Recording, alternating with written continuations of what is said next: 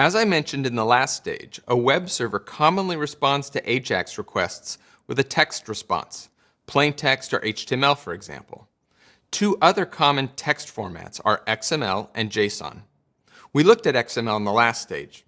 XML is a reliable data format but difficult to use with JavaScript.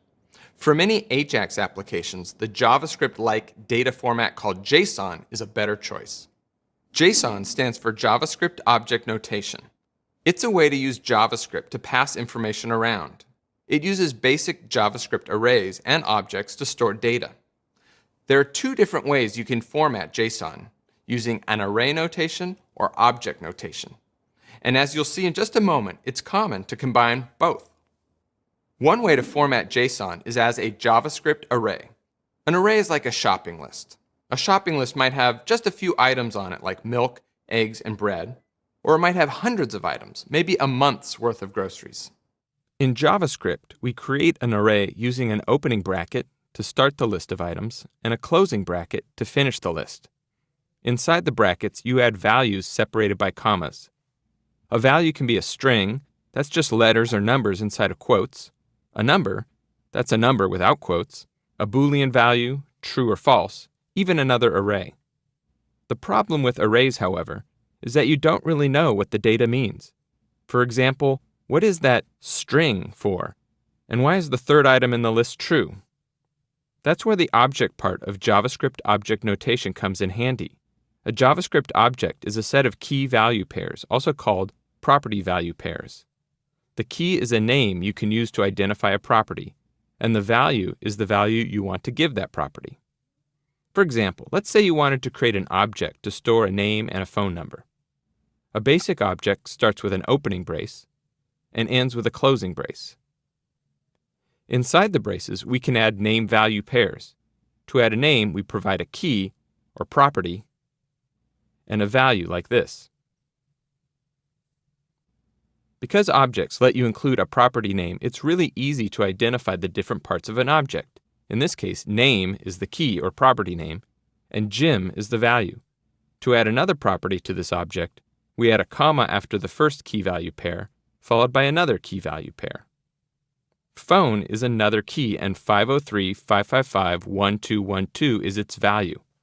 In a JavaScript object, each key is separated from its value by a colon, and each key-value pair, except the last one, ends with a comma.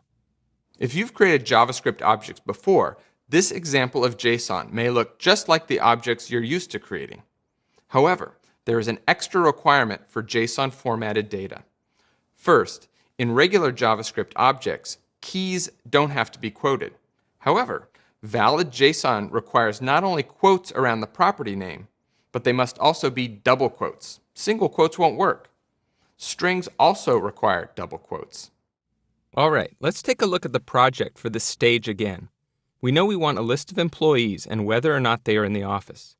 We'll use AJAX to request JSON data from the server.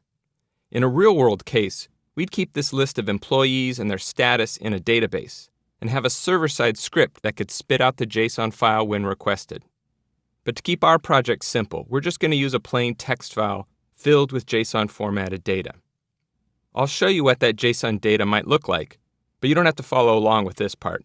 I'll have the finished JSON file ready for you in the next video. I'll start with an array. Remember, an array is like a shopping list, and this will be our list of employees. Each item on the list will be one employee and his or her status in the office. Next, we add employees and their current status. You fill an array by adding values separated by commas. A JavaScript object is just as valid of a value as a string of text or a number, so we can represent each employee with an object. Here's the first. The first property in this object is name. It has a string value, Amy, one of the company's employees. The second property, in office, is used to list the status of the employee. Is she in the office or not? In this case, the value is false, meaning Amy isn't in the office.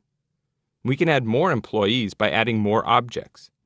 Add a comma after the first object, then add the next employee, another object. Then we keep adding more employees, as many as we want. JSON is picky. It's easy to make a mistake. And if a JSON file isn't correctly formatted, you'll usually end up with a JavaScript error. To help you determine if a file is valid JSON, you can use an online validator, like JSON lint. Let's see if this file is valid or not. I'm going to copy and paste the text into this page and press the validate button. All right, valid JSON. In this course, we're looking at just the front end part of AJAX. That's the part that involves JavaScript, sending AJAX requests and processing the results. We won't be talking about the back end, the programming you'll use on the server like PHP, Python, or Ruby that receives the request and sends back a response. You probably won't ever need to worry about writing your own JSON by hand. It's something that will be produced programmatically by the web server. Still, it's a good idea to know how it works. As you'll see in the next stage, once you have data in a JSON format, it's easy to use JavaScript to extract data from it.